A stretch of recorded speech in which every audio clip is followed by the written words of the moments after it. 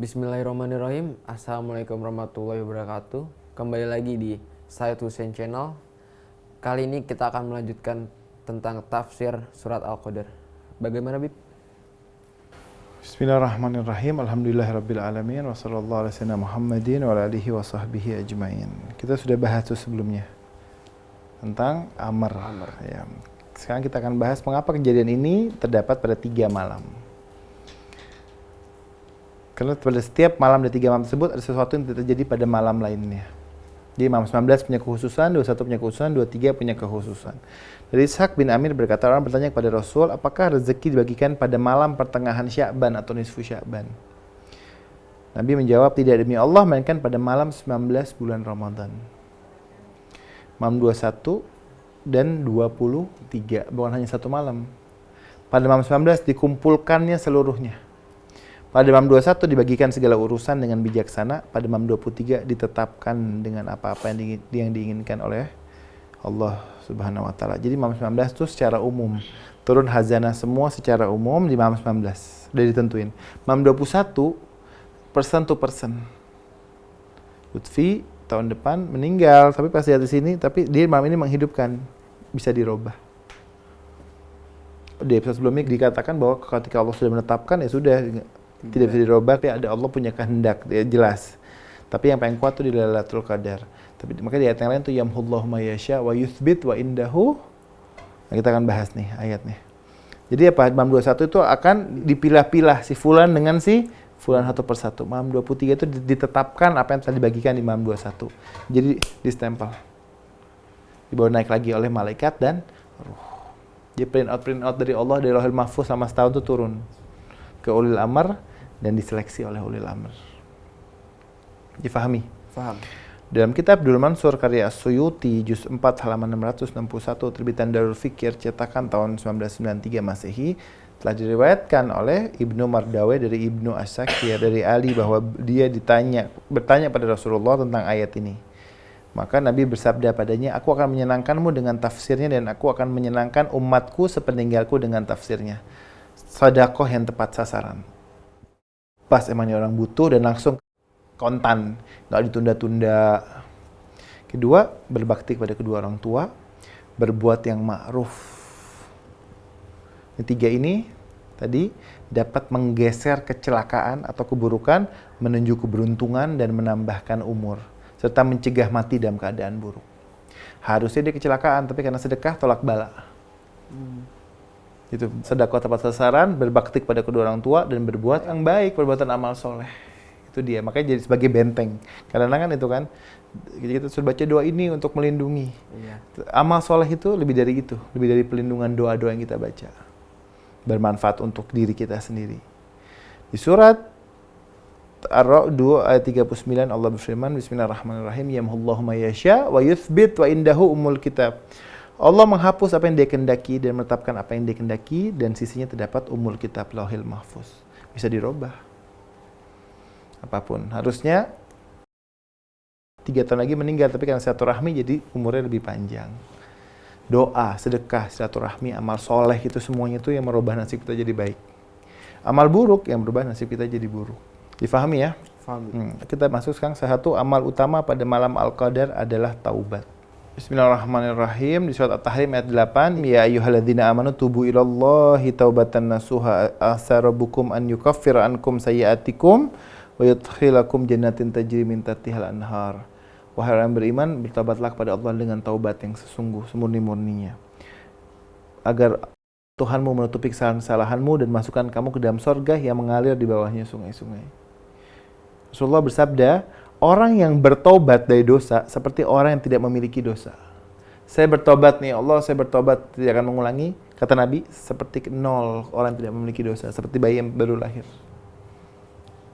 Dalam surat 25 ayat 70 Allah berfirman, illa man taba wa amana wa amila amalan salihan faulaika yubadilullahu sayiatihim hasanatin wa kana Allaha ghafuran rahima. Kecuali orang yang bertobat, beriman dan amal soleh. Ini 3 ini apa ya? Kawin gitu, satu paket. Ya. Tobat, beriman tuh vertikal. amal salehan itu, amal soleh itu horizontal. Saya beriman, wujudnya mana? Amal soleh. Saya beramal tapi nggak ada iman, nggak bisa juga. Yang ngangkat iman kita amal soleh. Amal soleh nggak bisa naik kalau nggak ada iman juga. Apa yang mau diangkat? Maka itu kejahatan mereka diganti Allah dengan kebajikan. Faulaika yubadilullahu sayyiatihim hasanat. Tahu nggak maksudnya apa? Lutfi dosanya 1 juta. Bukan cuma dihapus, di-convert sama Allah, amal baik Anda jadi nambah 1 juta. Oh, dipindah. Dipindah, di-convert. Jadi bukan hilang saja itu amal buruknya. Jadikan amal baik. Kami apa? Kejahatan mereka diganti oleh Allah dengan kebaikan. Makanya aneh kalau ada orang berbuat buruk tuh aneh sebenarnya. Jika seseorang bertobat dengan sungguh-sungguh, niscaya Allah akan mencintainya dan menutupi keburukannya di dunia dan di akhirat. Hal ini disingkapkan segala rahasia. Bagaimana Allah menutupnya? Allah menjadikan kedua malaikatnya itu lupa tentang dosa-dosa yang telah ditulis. Dan mewahyukan pada anggota tubuhnya, sembunyikanlah dosa-dosanya. Karena nanti tangan, kaki bicara, kulit bicara. Kemudian dan diwahyukan pada bumi, sembunyikanlah dosa yang dilakukan di atas punggungmu. Itu yang kita iza zurjati ardu zilzala wa hajati ardu asqalaha wa qala al insanu malaha yauma idzin tuhaditsu akhbaraha. Bumi itu berwujud ngomong. Kedua apa? Tangan dan kaki. Anggota tubuh kulit. Yang ketiga rakib dan atid, keempat nabi, kelima mukmin. Saksi syuhadaul a'mal itu ada di surat At-Taubah ayat 105, itu 5 itu sebagai saksi. Jadi Allah saksinya diri kita sendiri. Ini kita rawat nih kulit semua jadi musuh kita nanti di akhirat. Dan dia menemui Allah tidak ada satupun yang menjadi saksi atas dosa-dosanya. Jadi apa? Dia udah bertobat dengan sungguh-sungguh.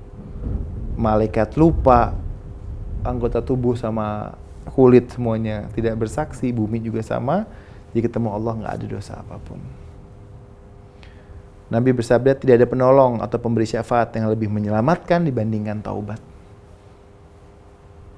Nabi bersabda barang siapa yang telah menyesal atas dosa-dosanya yang telah dia kerjakan, maka dia telah bertobat. Dan barang siapa yang telah bertobat, maka dia telah kembali kepada Allah. Saya sudah menyesal. Itu dihitung oleh Allah sebagai taubat. Seseorang datang menemui Nabi lalu berkata, wahai Rasul, sungguh aku telah melakukan suatu dosa. Nabi berkata kepadanya, mintalah ampunan kepada Allah. Orang tersebut kembali berkata, sungguhnya aku bertobat, lalu aku mengulangi perbuatan dosa. Nabi bersabda, setiap kali engkau melakukan dosa, bertobatlah sampai setan menjadi rugi.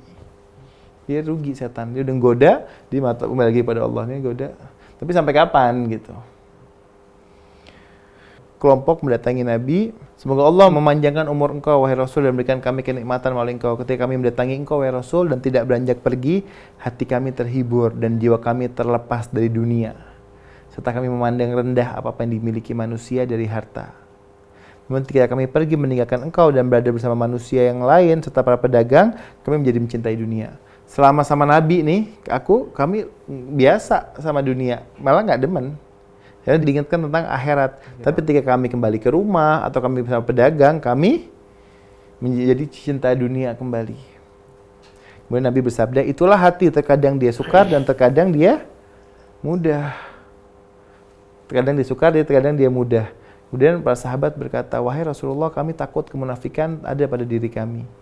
Nabi bersabda, apa yang menyebabkan kalian takut? Mereka menjawab, ketika kami berada di sisimu, engkau mengingatkan kami akan neraka, mengingatkan kami dengan surga. Kami merasa takut dan melupakan dunia, lalu menjadi zuhud. Zuhud itu tidak terikat dengan dunia. Seakan-akan kami melihat akhirat, surga dan neraka, dan hal itu kami dapatkan di sisimu. Namun jika kami pergi dari sisimu dan memasuki rumah-rumah kami, lalu mencium anak-anak, serta melihat suami, istri, dan keluarga kami berubah dari keadaan yang mana kami alami di sisimu, sampai seakan-akan kami tidak berada di atas apapun, lupa akan kewajiban. Jadi ketika misalnya lagi taklim, lagi ngebahas, lagi dekat sama Nabi, lupa sama dunia. Tapi ketika udah kembali ke rumah, kita lupa sama akhirat yang tadi yang dibahas itu. Kami takut hal tersebut menjadi kemunafikan. Kemudian Rasulullah bersabda kepada para sahabat beliau, sama sekali tidak. Sungguh ini merupakan bujukan setan yang menjadikan kalian menyukai dunia. Demi Allah, jikalau kalian selalu menetapi keadaan yang kalian sifatkan diri kalian dengannya, niscaya para malaikat akan berjabat tangan dengan kalian. Jadi, para malaikatnya syukron kepada kita. Dan kalian dapat berjalan di atas air. Mukjizatnya kita semua. Kalau apa? Tetap selalu ingat itu. Akhirat. Jika bukan karena kalian berbuat dosa, lalu mohon ampun kepada Allah, niscaya Dia akan menciptakan makhluk yang berbuat dosa, lalu memohon ampunannya. Dan Dia pun akan mengampuninya. Kalau semua orang dikasih ingat terus tentang akhirat, bukan tentang dunia, maka apa kata Nabi? Allah akan menciptakan makhluk yang makhluk itu berbuat dosa, dan makhluk itu memohonkan ampun, dan Allah akan ampuni dia. Difahami nggak? Karena Allah senang orang itu memohon ampun, minta maaf kepadanya. Kalau nggak ada nih semua orang di bumi ini jadi nabi, semua nggak ada dosanya, Allah akan ciptakan makhluk yang dia berbuat dosa dan dia akan memintakan ampun kepada Allah. Kemudian di sini dikatakan sungguhnya seorang mukmin adalah orang yang menyimpang lagi selalu bertaubat. Disebut mukmin. Dia menyimpang tapi langsung dia bertaubat. Apakah kalian tidak mendengar firman Allah di surat Al-Baqarah ayat 222? Sungguhnya Allah mencintai orang yang bertaubat dan orang-orang mensucikan diri. Innallaha yuhibbut tawwabina wa yuhibbul mutatahhirin. Dan Allah juga berfirman, mohonlah ampun kepada Tuhanmu, kemudian bertaubatlah kepadanya. Mohon ampun. Nabi membaca surat 11 ayat 90. Nabi bersabda, tidak ada seorang hamba pun yang mengerjakan suatu dosa, lalu dia bangkit dan berwudu, kemudian mengerjakan salat dan mohonkan ampunan kepada Allah dari dosanya, melainkan layak bagi Allah untuk mengampuninya. Karena dia berfirman, dan barang siapa mengerjakan kejahatan dan menganiaya dirinya, kemudian ia mohon ampun kepada Allah, niscaya ia mendapati Allah Maha Pengampun lagi Maha Penyayang. Di surat 39 ayat 53 sampai 54, surat Az-Zumar, Bismillahirrahmanirrahim. Qul ya ibadiyalladzina asrafu ala anfusihim la taqnatu min rahmatillah. Innallaha yaghfiru dzunuba jami'an innahu huwal ghafurur rahim. Katakanlah wahai hamba-hambaku yang melampaui batas terhadap diri mereka sendiri, janganlah kamu berputus asa dari rahmat Allah. Yang putus asa dari rahmat Allah, apapun itu. Kenapa bunuh diri itu dilarang? Karena dosa putus asanya lebih berat dari dosa dia membunuh diri. Difahami? Faham. Innallaha yaghfiru dzunuba jami'an. Sungguhnya Allah mengampuni dosa-dosa, semuanya dosa akan diampuni oleh Allah. Ini apa ya, ayat yang membawa harapan, semua dosa akan diampuni oleh Allah. Innahu huwal ghafurur rahim. Allah Maha Pengampun lagi Maha Penyayang. Wa anibu ila rabbikum, dan kembalilah kamu kepada Tuhanmu. Tetap kita sudah melampaui batas, kembali kepada Allah, taubat, semuanya dekat kepada Allah. Maksudnya tidak rugi orang yang berdekatan dengan Tuhan gitu. Saya pikir cukup kajian kita, nanti kita akan lanjutkan lagi di episode selanjutnya tentang masih dalam bab taubat. Alhamdulillah, terima kasih Habib atas penjelasannya, dan terima kasih teman-teman atas perhatiannya. Jangan lupa di like, share, dan subscribe.